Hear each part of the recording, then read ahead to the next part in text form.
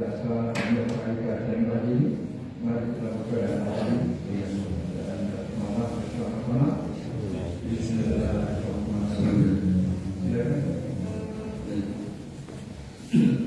Bismillahirrahmanirrahim. Assalamualaikum warahmatullahi wabarakatuh.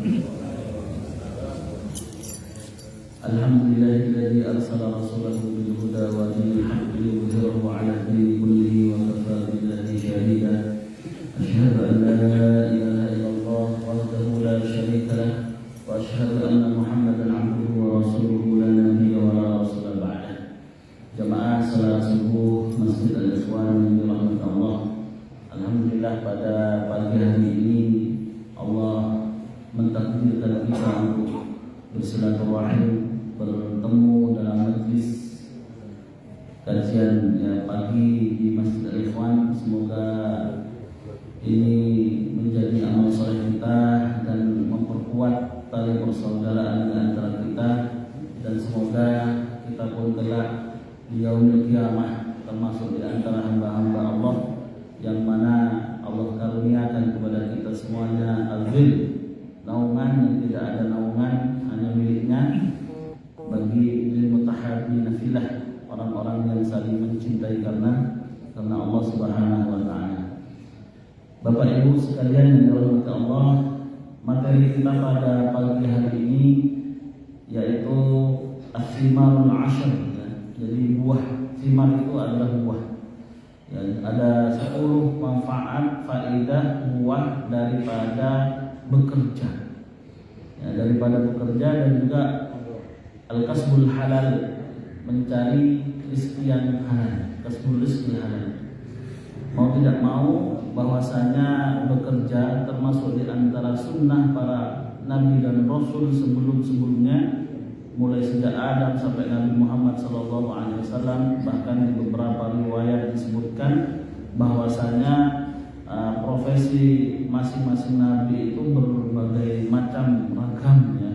Ada yang haddad, tukang besi, pandai besi seperti Daud, ada juga najjar, tukang pahat kayu seperti Nabi Nuh.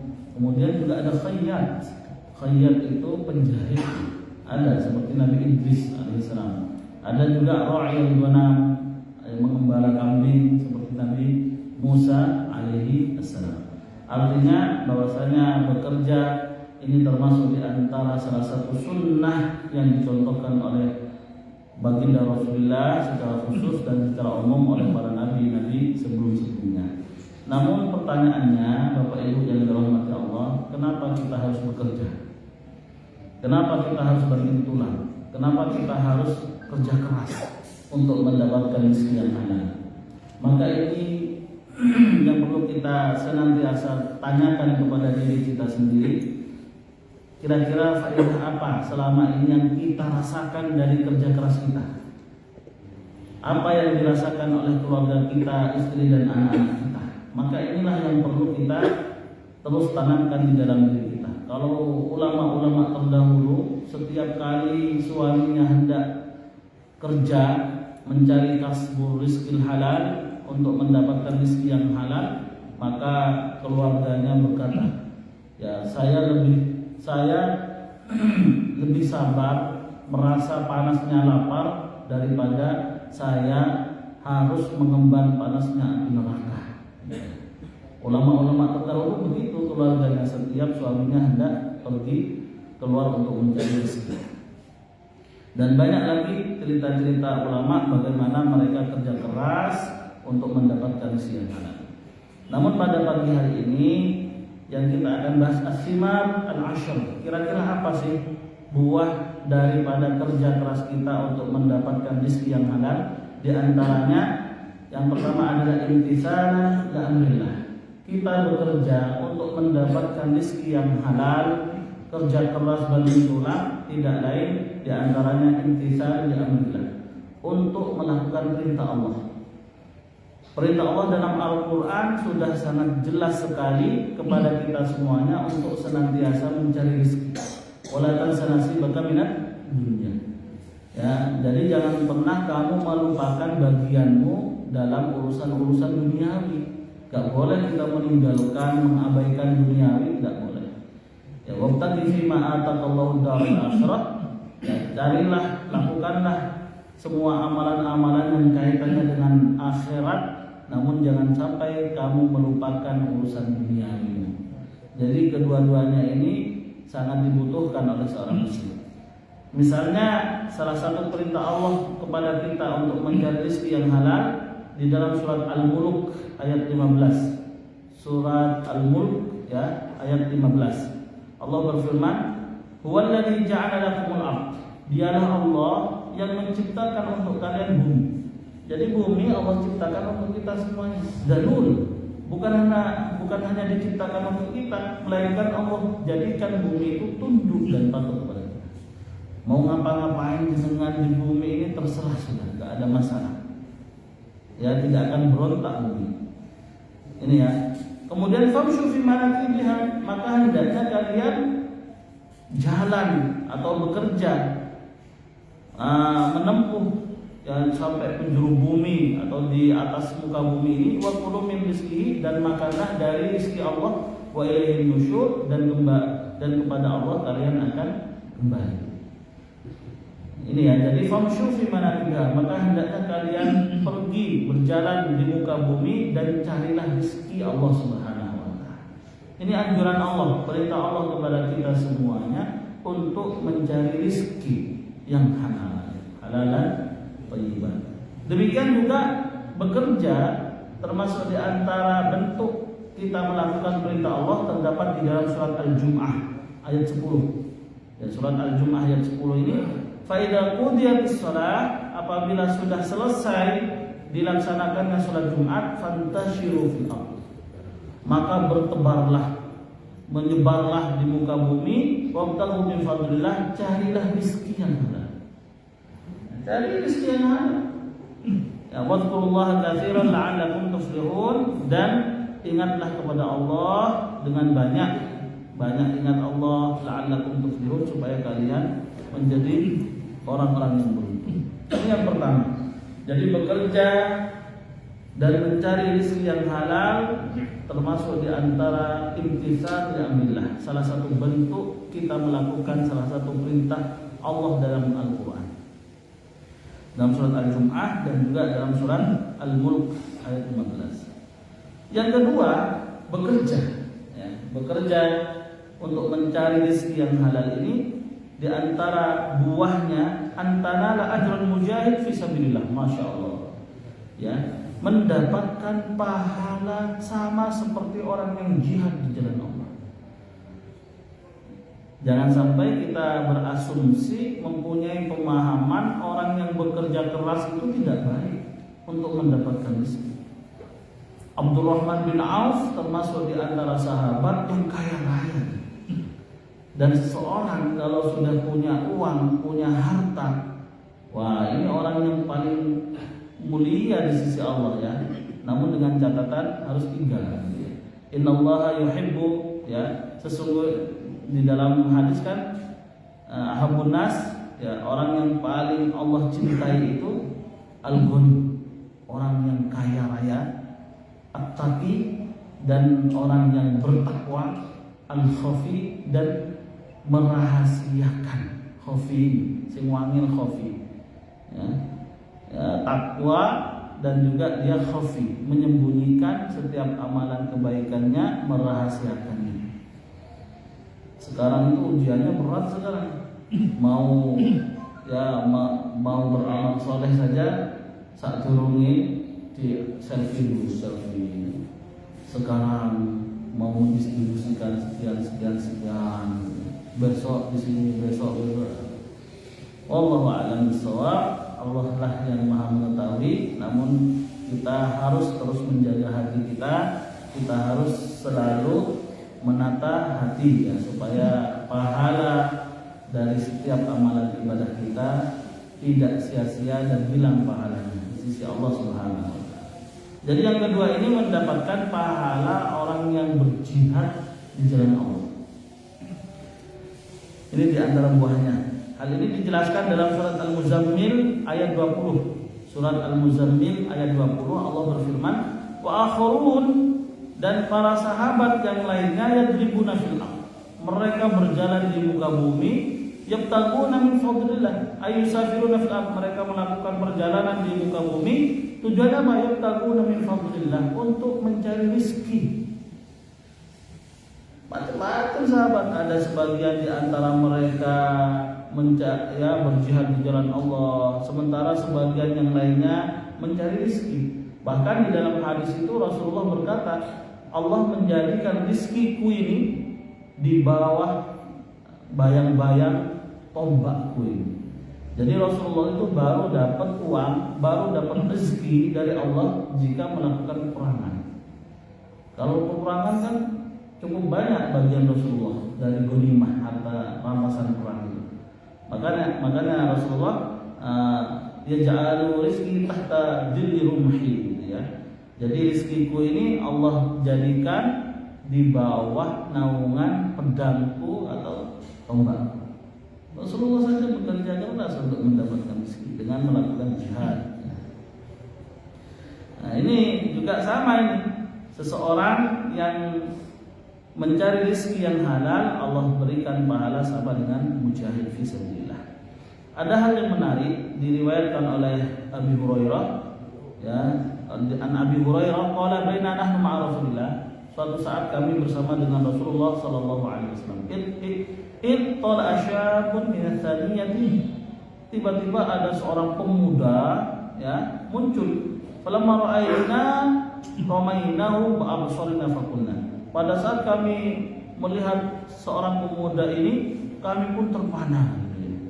Dan kami berkata, law anna hadha syabab, kata para sahabat yang bersama dengan Rasulullah, law anna hadha syab, kalau saja pemuda ini ja'ala syababahu, menjadikan masa mudanya, wa nasyatahu, dan semangat mudanya, wa quwwatahu, dan kekuatan mudanya itu di jalan Allah, niscaya itu jauh lebih baik. Katanya sahabat yang bersama dengan Rasulullah. Fasami'a Rasulullah pun mendengar apa yang diucapkan oleh sahabat-sahabat di sampingnya, dan Rasulullah berkata, "Wa ma sabilullahi illa man qutil?" Apakah kalian beranggapan orang yang melawan orang-orang kafir itu termasuk di jalan Allah? Kata Rasulullah. Dan Rasulullah berkata, "Man sa'a ala walidayhi," seseorang yang kerja keras untuk kedua orang tuanya, fa fi sabilillah, dia di jalan Allah. Wa man sa'a ala iyalihi, dan orang yang kerja keras untuk keluarganya, maka dia pun di jalan Allah. Wa man sa'a mukatsiran fi sabilit taghut, ya. Sementara bagi orang yang kerja keras untuk mengumpulkan banyak harta, ya, untuk membangga-banggakan hartanya, maka dia berada di jalan syaitan. Nah, ini penting sekali untuk kita ketahui yang kedua ini, ya. Baik. Dan juga di dalam hadis, ya, di dalam hadis as-sa'i 'alal armalah wal miskin kal mujahid fisabilillah. Orang yang kerja keras untuk menyantuni janda, ya, dalam hadisnya itu as-sa'i 'alal armalah wal miskin, dan orang miskin sama seperti orang yang berjihad di jalan. Nah, kenapa kok rondo, Ustaz? Tanyakan sendiri ya. Ustaz ini Pak pengalaman gitu. Yang ketiga an tatasyabbah bil anbiya. Bekerja keras untuk mendapatkan rezeki yang halal, ini salah satu profesi yang menyerupai para nabi. Profesi yang menyerupai para anbiya.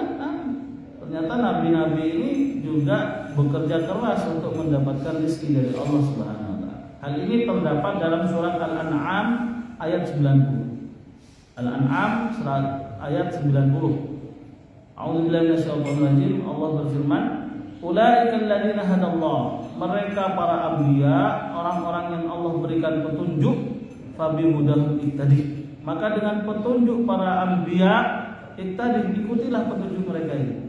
Qul, katakanlah wahai Muhammad, la as'alukum alaihi ajra, aku tidak meminta kepada kalian upah, in huwa illa dzikra lil alamin, melainkan peringatan bagi orang-orang seluruh alam.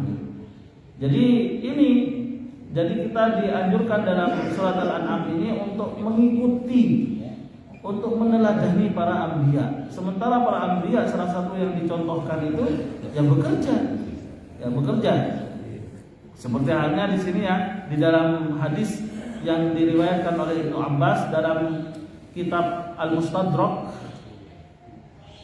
Daud Zarradan, ya, Nabi Daud itu profesinya sebagai tukang besi, pandai besi. Wa kana Adam harsan. Sementara Nabi Adam itu sebagai petani. Nabi Adam petani, masya Allah. Wa kana Nuhun najjaran, dan Nabi Nuh itu tukang kayu. Wa kana Idris khayyat, dan Nabi Idris itu sebagai tukang jahit. Wa kana Musa ra'iyan, dan Nabi Musa pengembala kambing. Ini ya, Nabi Musa pengembala kambing. Kalau Nabi Musa ya, dan misalnya juga indal abdi as-salih Su'aib, ya, Nabi Su'aib ini pun juga pengembala kambing. Terdapat di dalam surat Al-Qasas ayat 26-28. Ya, 26-28. Nabi Yusuf alaihissalam juga menjadi bendahara negara. Nabi Yusuf itu juga bekerja, pekerjaannya bendahara, pembendaharaan negara di Mesir.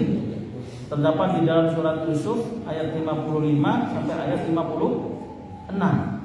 Itu terkait dengan Nabi Yusuf.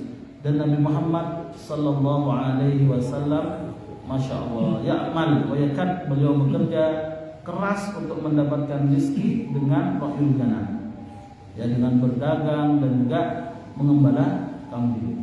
Bahkan dalam hadis itu disebutkan mamin nabiyin, tidak ada seorang nabi satupun illa waqad ra'iyal ghanam, melainkan dia telah mengembala kambing. Jadi semua nabi itu ya semuanya menggembala kambing. Qalu, mereka para sahabat berkata, wa anta ya Rasulullah, lalu bagaimana dengan na'am, saya pun juga kuntu ar'aha ala qararin ke ahli Makkah, aku mengembala kambing milik penduduk kota Makkah dan mendapatkan beberapa upah darinya. Masya Allah, ini Rasulullah ya, gak gengsi saat bekerja keras itu, gak gengsi. Asalkan itu rezeki halal, insya Allah barokah. Sampai jam berapa sih?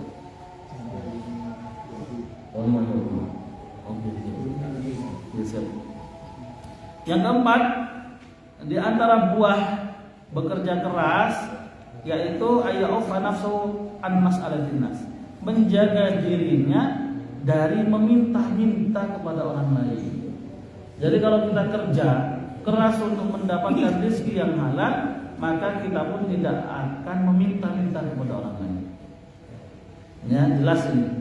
Di dalam hadis di dalam hadis Rasulullah sallallahu alaihi wasallam yang diriwayatkan oleh Zubair bin Awam, Rasulullah bersabda, la ya'khudha ahadukum, hendaknya seseorang di antara kalian mengambil talinya, ya, tali ikat, fayati bi huzmati hatabin, lalu dia mencari kayu bakar, membawa kayu bakar ala dhahrihi, di atas punggungnya, fayabi'aha, lalu kemudian dia menjualnya, fayakufullahu biha wajhahu, dan Allah ya fayakufullahu biha wajhahu, Allah akan melindungi wajahnya dari api neraka.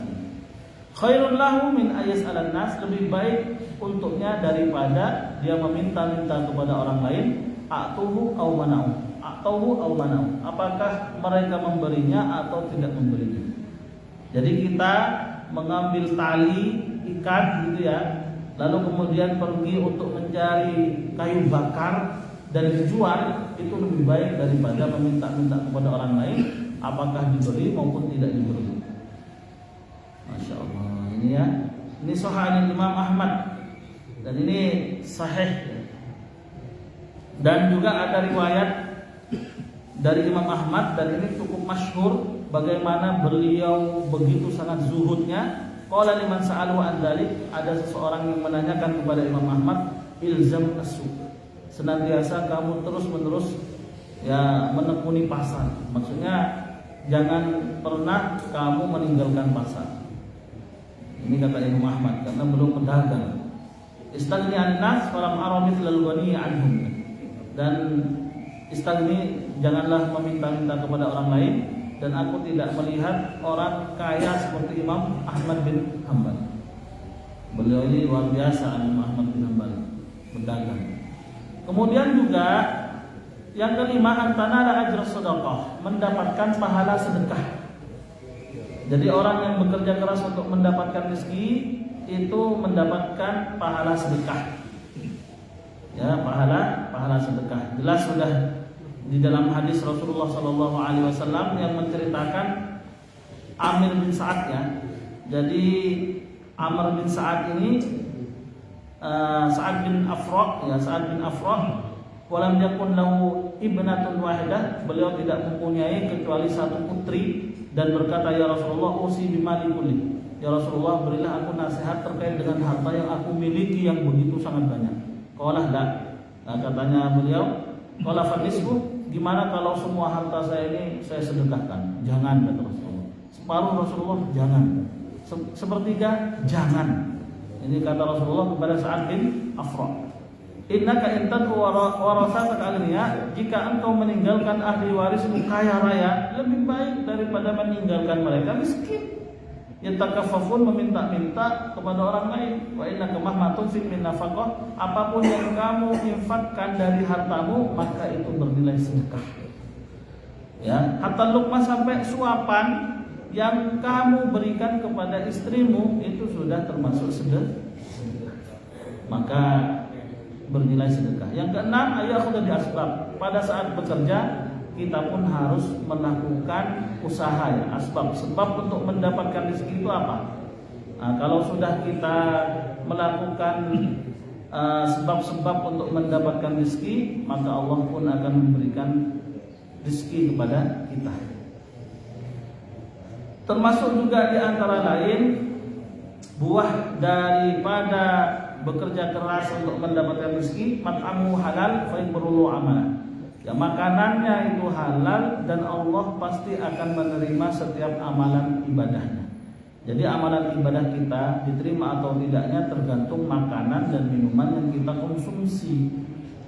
Rasulullah bersabda, "Tsumma dzakara rajul yutilu safar." Kemudian Rasulullah menyebutkan ada seseorang yang melakukan perjalanan yang cukup panjang sampai rambutnya lusuh, wajahnya penuh dengan debu, lalu kemudian dia mengangkat kedua tangannya ke langit dan berkata, "Ya Rabb, ya Rabb." Tapi makanannya haram, minumannya haram, pakaiannya haram, dan makan dengan makanan yang haram, fa anna yustajabu lidzalik. Lalu bagaimana doanya bisa diijabah oleh Allah Subhanahu wa taala? Jadi orang yang bekerja keras untuk mendapatkan rezeki yang halal, salah satu termasuk di antara buahnya, doanya akan dikabulkan oleh Allah. Mendapatkan maghfirah, juga mendapatkan ampunan dari Allah Subhanahu wa taala. Man mata kalan min talabil halal, barang siapa yang bermalam capek karena mencari rezeki yang halal, bata maghfurunlah, maka malam tersebut Allah ampuni dosa-dosanya. Masya Allah.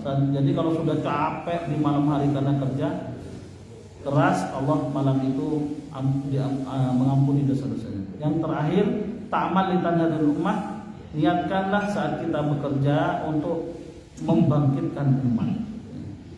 Yang membangkitkan umat bukan hanya untuk dirinya saja dan keluarganya, namun juga kita harus niatkan untuk membangkitkan ekonomi umat ya, dan Islam secara umum. Dan ada yang paling terakhir juga, bekerja supaya tidak ada lagi pengangguran dan orang-orang yang meminta-minta. Ini ada hadisnya yang cukup panjang. Insya Allah dengan demikian orang-orang yang melakukannya akan mendapatkan 10 buah hasil dari pekerjaannya dan kerja keras banting tulang untuk mendapatkan rezeki. Demikian, insya Allah semoga Allah berikan kemudahan kepada kita semuanya untuk bisa bekerja mendapatkan rezeki yang halal, dan Allah berkahi setiap langkah-langkah kita semuanya.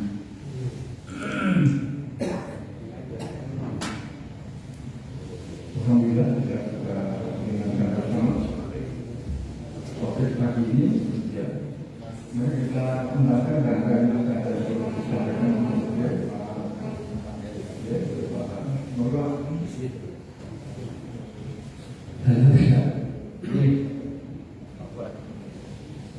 Rasulullah dan biasa itu belajar memang Allah memberitakan itu mereka masuk sebelum Rasulullah aktivitas menjadi tapi setelah Rasulullah melakukan kewajiban menyampaikan risalah dari Allah SWT selain dari yang diberitakan Nabi tidak ada orang lain apa yang dilakukan dan akan mencukupi makan daripada mereka. Bahkan Rasulullah banyak berpuasa karena tidak ada yang jahat. Dan ketika Rasulullah bertanya kepada Siti Aisyah, ya Aisyah, adakah makan di hari ini? Tidak ada yang bisa berpuasa. Aku berpuasa. Dan selama Rasulullah mengembangkan dakwahnya, meninggalkan, menceritakan apakah tidak bertentangan dengan surat Al-Qasas ayat 77 atau di dalam hadis di pagi-paginya karena kata Rasulullah wa iman akhirnya karena kata apakah tidak bertentangan kenapa Rasulullah yang bersangat bahkan para sahabat yang lain banyak yang musik karena berdosa demikian. Baik ya, Rasulullah sebelum diutus seorang nabi dan rasul menyampaikan risalah dan dakwah, maka Rasulullah berdagang dan juga Rasulullah mengembala kambing. Lalu bagaimana setelah Rasulullah SAW diangkat sebagai nabi, ya, sebagai rasul saat itu umur 40-an ya. Nah, Rasulullah apakah masih tetap bekerja? Kalau misalnya tidak bekerja, dari mana rezekinya Rasulullah? Barusan sekilas sudah kami beritahu ya, kami sebutkan bahwasanya Rasulullah SAW salah satu bentuk usaha untuk mencari rezekinya itu ya dengan berjihad. Rasulullah dengan berperang, dan harta rampasan perang ghanimah bagi Rasulullah SAW itulah salah satu bentuk rezekinya. Makanya di dalam hadis di sini yang diriwayatkan oleh Abdullah bin Umar ya, Abdullah bin Umar, dan ini termasuk hadis yang sahih. Syarah Muslim ya, di dalam Syarah Muslim juga disebutkan ju'ila rizqi tahta dhilli rumhi. Ini kata Rasulullah, ju'ila rizqiku ini Allah jadikan, Allah taruh ya, Allah letakkan tahta dhilli rumhi, di bawah naungan tombakku, naungan pedang. Jadi rezeki Rasulullah itu ada di bawah naungan, di bawah bayang-bayang pedang Rasulullah. Itu rezekinya Rasulullah. Maksudnya Rasulullah dengan ya salah satu pekerjaan Rasulullah itu ya untuk mendapatkan harta rampasan perang itu. Itu usahanya Pak, usaha Rasulullah. Jadi bukan berarti Rasulullah tidak bekerja saat itu. Ja'ala rizki Kan tempur dari itu. Setiap ada perang, kalau menang, kalau kalah akan jatuh semuanya. Dan Siti Khadijah pada waktu sampai wafat ya sampai pakai baju 83 tempelan. Ya, jadi Rasulullah itu ya memang mengembarkan ya. Jadi Rasulullah itu suatu saat didatangi oleh Sayyidina Umar, dan saat tiba di sana ternyata Rasulullah tidur di atas pelepah kurma. Ya. Masih ada bekas di tubuh Rasulullah pelepah kurmanya itu. Maka berkata Umar berkata, ya Rasulullah, kenapa engkau tidak tidur di atas ranjang yang megah, mewah gitu ya, seperti Raja Romawi, Kaisar dan seterusnya. Maka Rasulullah SAW pun bertanya, menjawab ya, bahwasanya dunia ini tidak ada nilainya sama sekali ya. Ya, kalau saja dunia ini bernilai, ya niscaya Allah tidak akan memberikan sedikit pun kepada orang-orang kafir. Kata dalam hadis itu, dalam riwayat, kalau saja dunia ini bernilai sama seperti sayapnya lalat, ya niscaya Allah tidak akan pernah memberikannya kepada orang kafir.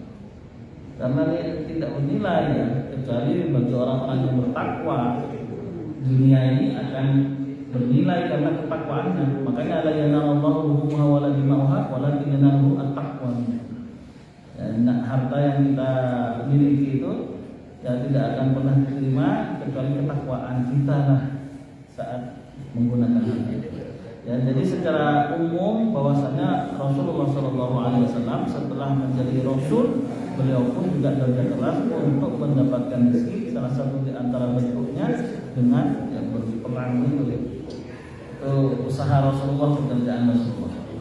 Makanya di dalam hadisnya itu, hadis secara lengkap, bu'ithtu bisayf baina yadi sa'ah. Saya diutus dengan pedang. Baina yadi sa'ah, sebelum datangnya kiamat, hatta yu'badullahu wahdah. Sampai Allah disembah satu-satunya, la syarikalah, tidak ada yang menyekutukan Allah, tidak ada yang sekutu bagi Allah. Wa ju'ala rizqi tahta dhilli, dan Allah jadikan rizkiku di bawah bayangan pedangku atau tombakku. Wa ju'ila dhillatu was-sigharu alaman, di sini ya, alaman khalafa amri, dan Allah jadikan kehinaan kepada setiap orang yang menentang ya urusan itu atau perintah-perintah, kata Rasulullah. Jadi yang tenang.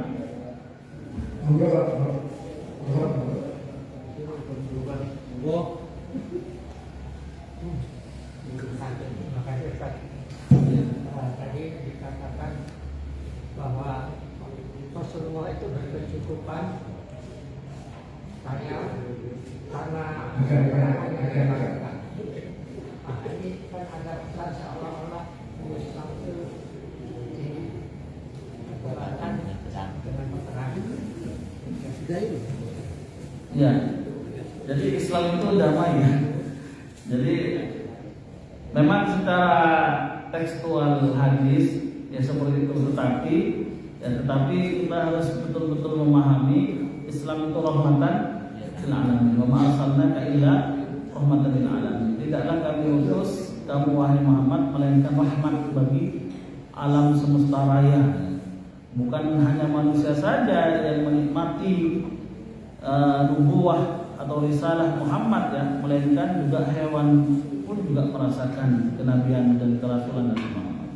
Lalu bagaimana Saif ya? Karena saat itu memang ya saat di masa Rasulullah SAW tidak serta-merta Rasulullah itu perangi. Rasulullah itu hanya memberikan dua pilihan saja, aslim taslam. Masuklah Islam, taslam kamu akan selamat. Ya. Kalau kamu wa'illah jika tidak meluk Islam, maka opsi yang kedua kamu harus bayar pajak. Jadi yang pertama itu masuk Islam, kamu selamat, kamu sama seperti dengan yang lainnya, dijaga hartanya, dijaga darahnya, dijaga keluarganya. Setelah itu jika tidak menerima maka berada di bawah kepemimpinan Islam, maka wajib bayar pajak. Jika nggak mau juga bayar pajak gitu ya. Itu opsi terakhir. Ya, jadi masih tidak langsung melakukan peperangan enggak ya. Jadi memang tujuannya Rasulullah itu menyebarluaskan dakwah. Makanya setelah Rasulullah hijrah ke kota Madinah, yang mana sebelumnya di kota Mekah Rasulullah hampir tidak pernah melakukan peperangan sedikit pun, tidak pernah. Ya, tidak pernah Rasulullah. Karena di fase Mekah ini Rasulullah memang diperintahkan oleh Allah untuk bertahan, untuk mempertahankan dirinya, ya menolak saja, jangan melawan. Sementara di Madinah barulah Rasulullah melakukan pengiriman surat-surat ke raja-raja, Najasyi, semua di Yaman, di Mesir, semua raja-raja itu dikirim surat. Salah satu di antara isinya aslim taslam. Jika masuk Islamlah kamu, atau kalau tidak kamu bayar pajak dan seterusnya. Itu ada tidak langsung diserbukan.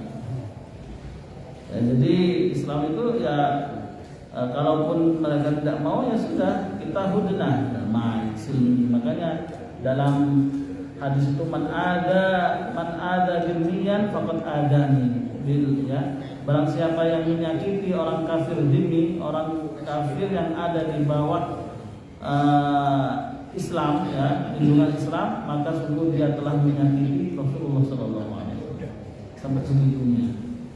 Nonton lagi. Jadi tidak langsung, malah kalau di Asyurul Hurum, di bulan-bulan haram itu umat Islam tidak boleh melawan. Ya, umat Islam tidak boleh melakukan peperangan dengan bentuk apapun kecuali mereka diserang. Kalau diserang, maka perangilah juga dan balaslah dengan yang sama. Jadi begitu. Alhamdulillah, karena sudah waktunya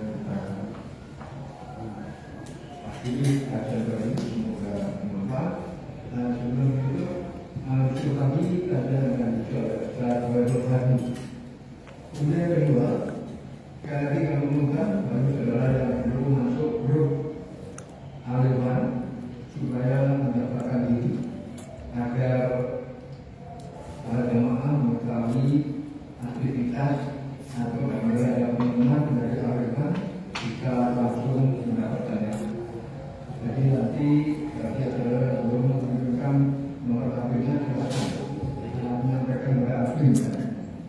Ini ada kami juga bisa. Saya kira mari kita akhiri dengan doa kepada majelis bersama-sama. Subhanallah wa bihamdihi, la ilaha illa